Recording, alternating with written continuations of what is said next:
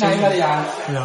Siguro first would like to know, Miss Maricel, you're going to work with Julia and of course Fiang. When you heard that sila yung mga kasama mo sa movie, what was your initial reaction? Ay, nako. Na-excite ako kasi nag-guest ko na si, sa amin, sa vlog ko, nag-guest ko. Yes, of course, promo tayo. Kasi natutuwa, pina-arte ko itong bata ko. Sabi ko, ay, ako, husay mo naman pala. Tuwa talaga ako sa kanya kasi ang galing-galing niya. Sabi, anak, ang husay-husay mo. Tapos nalalaman ko na makakasama ko dito ay siya at si Julia. Ito, ay, ang gaganda ng mga kasama ko at mga kahit ko lang sila. At si Julia, alam ko, padagisan, matakat na siya. Pero pag ganyan na, medyo ka-level, diba? Hindi masyadong binigyan po yung bayan. Hindi ako mai-intimidate pag patangka. Nahihirapan ako kasi ganyan ako usap namin. Diba? Wala kang double chin. Kasi po, I believe, before, pato kay Fiang, sabi kasi ni Miss Rosel na kapag nakikita kayong umaate, naaalala niya si Miss Maricel. So, how do you feel na now? Magkasama kayo sa isang movie?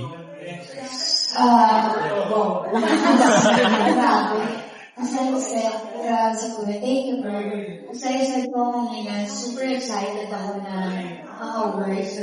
Ay, si Rosel. Ayan na, darling. How are you? And, siya very pressure. Dahil, kailangan prepared for the season, be on time, have to respect everybody's time. So, sobrang excited talaga ako na ma-shoot ang moment. And last for myself, for Julia, I know that you and Miss Maricel are very close. How do you describe your relationship, and how does it feel that you're working in a film right now?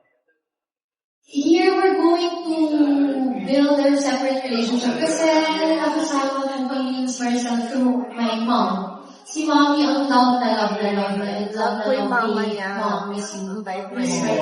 So, finally kami magkaroon ng bond. Nakapunta na po kayo sa house namin. Nagawa kami sa Nirinig ko ang kanyang injury. Ang galing niya magluto. Aside from that, hindi lang lang. Pero ang mga ko, hindi ko. Nakikita ko, buti na mga mabuti sa inan. Coming from a equally good mom. Oo, natuwa ako sa, and I'm very happy dahil ang pressure sa mga nalilot ko yan. Yes. Na, ang dahil kami na. Yes, so I'm excited to start working and then build a relationship. Actually, with everyone. I'm excited to makasama lahat. Oo. At kita ko nga daw kami kayo sa ganyan. Yes, Tuwa ako. 4 girls, 1 boy. Ganda. Ang namin ng mga ganda. Ito ba sa mga ganda mga anak? O hindi ba? Ay, na-candidate kayo. Mas parang pinibili-biligan. Ibang lahi. Oo, may ibang lahi. Miss Maricel, this is your, I am Gigi from Carter. This is your teen horror. What makes this movie different from your other horror films? Ay, yung talikan pa lang iba yun. Hindi, pero totoo, diba? Nakakatulong ganito. Hindi ako nagagawa na ganito. Yung mga ginagyan ko na highlight.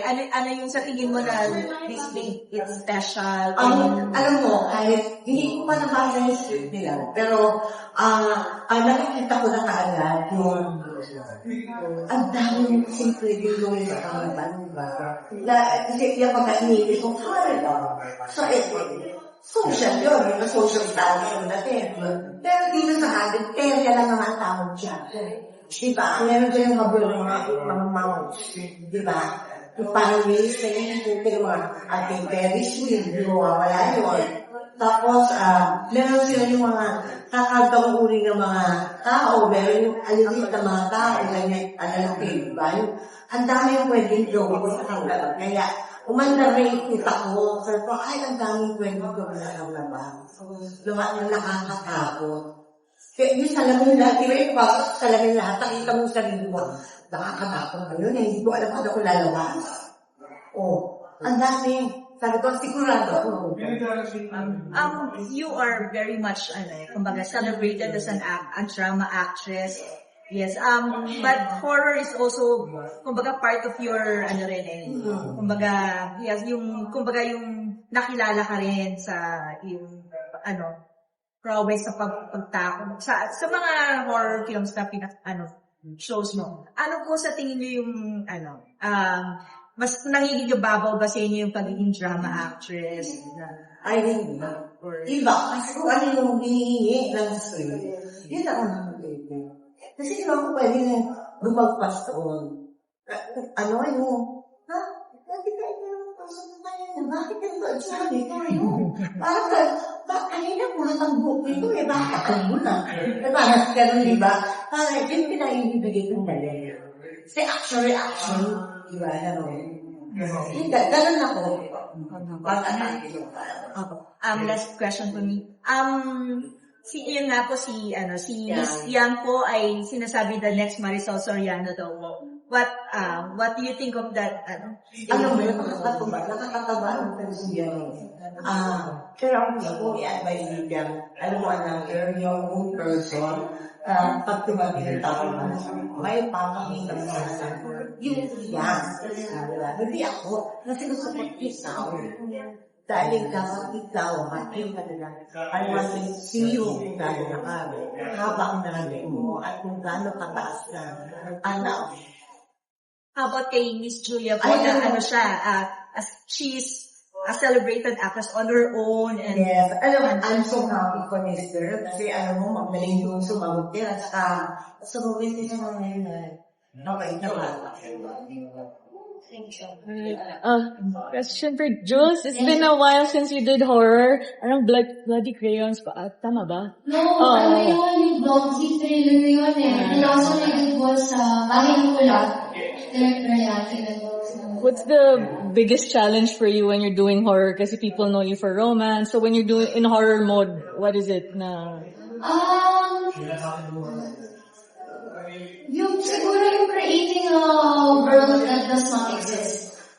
So, yung imagination, yung pagkabuo ng yung mga nababasa mo sa script na kailangan yung i-visualize in real life, kahit wala doon. I think that's challenging. Aside from that, pag horror, ang taas ng emotion. Ang taas palagi ng emotion. So, and parang yung emotion sa horror, there's always fear.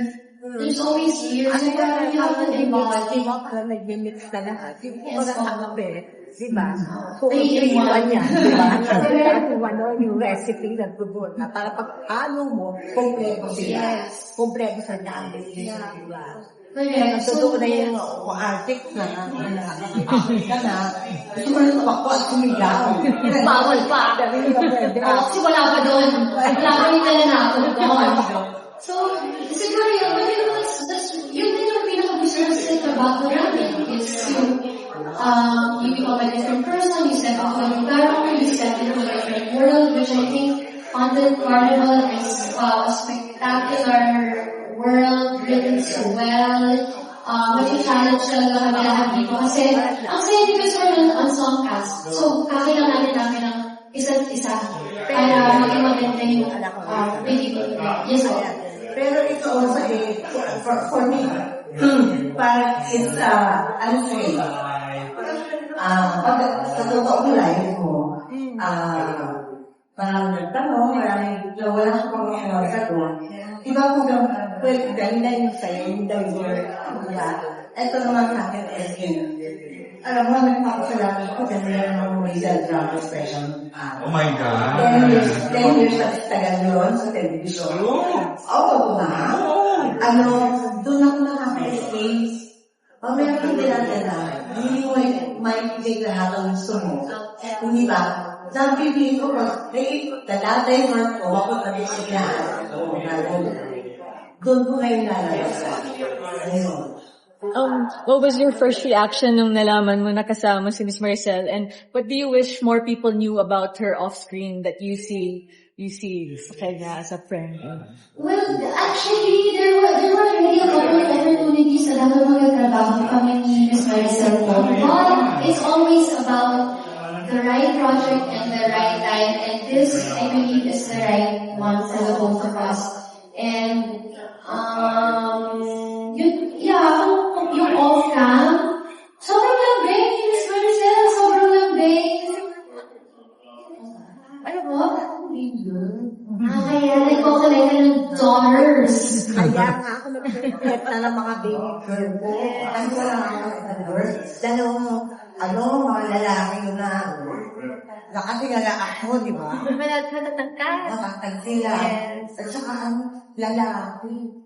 Hindi mo malandi, di ba?